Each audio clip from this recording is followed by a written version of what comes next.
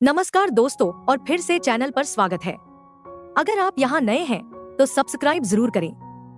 उम्मीद है कि आपका दिन शानदार गुजर रहा होगा। बिल्कुल, लिंग फेंग तो बेवकूफी में घाटा उठाने वालों में से नहीं था।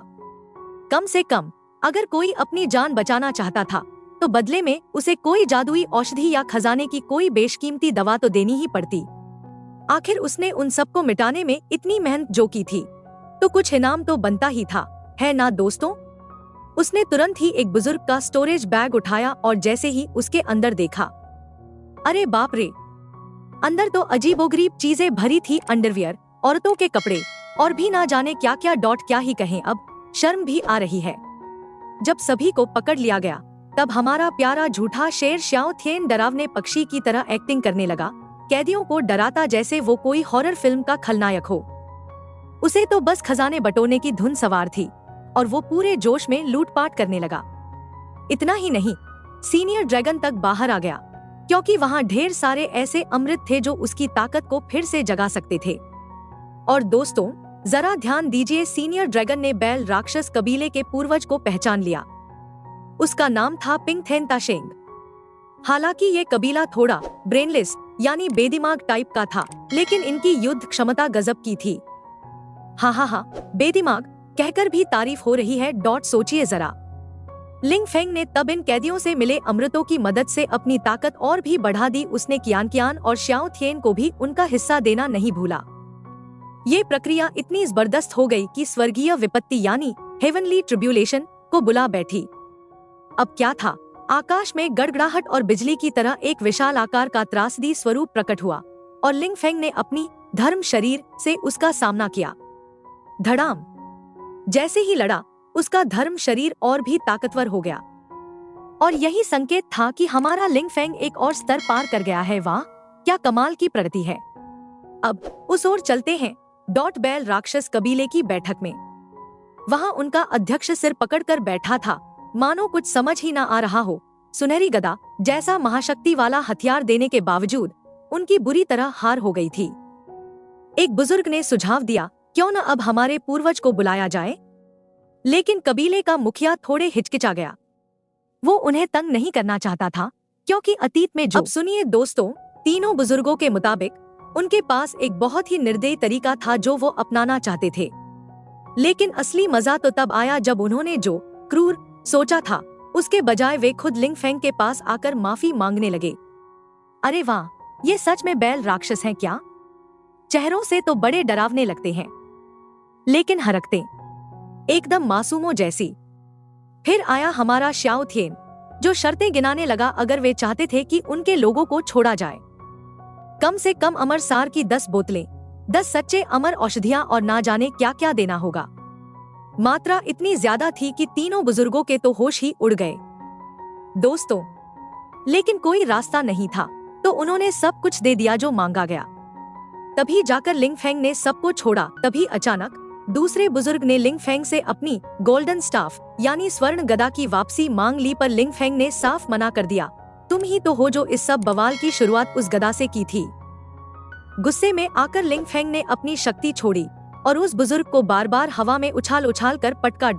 यहाँ तक कि उसका पिछवाड़ा भी दुखने लगा। हा, माफ करना दोस्तों, लेकिन दृश्य बड़ा मजेदार था। एक और बुजुर्ग ने समझदारी दिखाई और कहा, ये गदा तो हम लिंग फेंग को तोहफे में दे रहे हैं।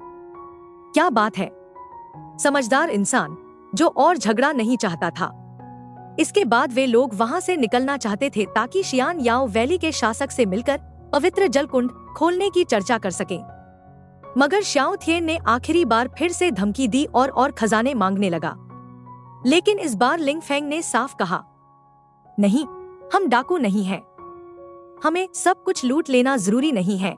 अब एक और, जहां लिंग फेंग को अपने सीनियर सिस्टर यानी देवी ब्रग्रह में सोई उस स्त्री को जगाने के लिए उच्च स्तर के खजाने चाहिए थे, वहीं दूसरी ओर कहीं और एक युवा महिला दिखाई देती है। नाम था जियांग ली। वो ग्रैंड ओशियन की जनरल थी और पहले ही अमर क्षेत्र के तीसरे स्तर पर पहुंच चुकी थी, बेहद शक्तिशाली। तभी उस पर हमला हुआ। काले फिनिक्स जैसे कई राक्षसों ने उसे घेर लिया। ये सब भगवान ये वू शोंग के अधीनस्थ थे, वही जिसने कल लिंग फेंग को घायल किया था और फेंग एर को चुरा ले गया था। लेकिन जियांग ली ने तो दोस्तों, उस नकाबपोश ने जियांग ली की जमकर तारीफ की, कहा कि वह लोशन कबीले से है और उसमें प्राचीन जल नियंत्रण की शक्ति है जो उसकी पहली पत्नी से विरासत में मिली थी, लेकिन वह बहुत शांत स्वभाव की थी। जियांग ली के पास केवल थोड़ी सी जल ऊर्जा वाली हथियार शक्ति थी, इसलिए वह ज्यादा शक्तिशाली नहीं मानी जाती थी। मगर दोस्तों, जियांग ली ने किसी की परवाह नहीं की और सीधा हमला बोल दिया। जबरदस्त हथियारों की भिड़ंत शुरू हुई, जोरदार और रोमांचक। शुरुआत में तो जियांग ली पूरी लड़ाई में हावी रही, लेकिन तभी उस नकाबपोश ने अपना असली चेहरा दिखाया। अरे नहीं, ये तो लिंग फेंग का चेहरा है। अब तो मामला गंभीर हो गया। उसने जियांग ली को धोखा दिया और तुरंत ही टेलीपोर्ट करके कहीं और चला गया। उधर जियांग ली, जो अब तक हैरान थी, उसने इस मौके का फायदा उठाया और वहां की रक्षक दीवार तोड़कर उस प्रतिबंधित स्थान में घुस गई जहां खजाने छिपे थे। लेकिन तभी दोस्तों, उस नकाबपोश ने सबसे बड़ा झटका दिया। उसने वहां से वर्जित कुंजी यानी फॉरबिडन की ट्रेजर चुरा ली, उसे अपने जादुई बर्तन में रखा और एक टेलीपोर्टेशन मंत्र से गायब हो गया। जियांग ली ना तो उसे रोक पाई, ना ही घायल कर पाई, पूरी तरह असफल रही। अब तो भारी मुसीबत है, क्योंकि उस आदमी ने लिंग फेंग का चेहरा पहना था। जियांग ली तुरंत देवी लुशुई के पास पहुंची और सब कुछ बताया। पता चला कि ये शत्रु बहुत ही चालाक था। उसने लिंग फेंग की छवि बनाकर उन्हें भ्रमित किया ताकि असली लिंग फेंग पर सारा दोष जाए। मगर देवी लुशुई कोई साधारण देवी नहीं थी। उन्होंने तो पहले ही लिंग फेंग पर नजर रखी हुई थी और उन्हें पूरा यकीन था लिंग फेंग ने शियान याओ वैली कभी छोड़ी ही नहीं थी। और फिर वो तो एक छोटे संसार से आया था, उसे इस धरती के रहस्यों का क्या पता। यह साफ था कि कोई उन्हें एक दूसरे के खिलाफ भड़का रहा था और लिंग फेंग को इस षड्यंत्र का खलनायक बनाना चाहता था। अब तीनों देवियां इस खेल में शामिल हो गईं और हमारे लिंग फेंग साहब चाहें या न चाहें, अब इस युद्ध में घसीटे ही जाएंगे। दोस्तों, वाकई बहुत बड़ा बवाल आने वाला है। ज्यादा देर नहीं हुई थी कि जियांग ली सीधे शियान याओ वैली की ओर पहुंची। उसके आगमन का स्वागत किया वैली की तीसरी शासिका ने। जियांग ली आई थी एक सवाल लेकर, क्या वे उस व्यक्ति को पहचानते हैं जिसकी तस्वीर वह दिखा रही थी? और हाँ, वो कोई और नहीं बल्कि लिंग फेंग ही था, जो इस समय साधना में लीन था। लेकिन दोस्तों, जियांग ली ने बिना सोचे समझे लिंग फेंग पर आरोप लगा दिया कि उसी ने उनकी वर्जित कुंजी चुराई है। जल्दी से लिंग फेंग को सौंप दो, वरना मैं तुम सबको नष्ट कर दूंगी, उसने गरजते हुए कहा। अब ये क्या मजाक है?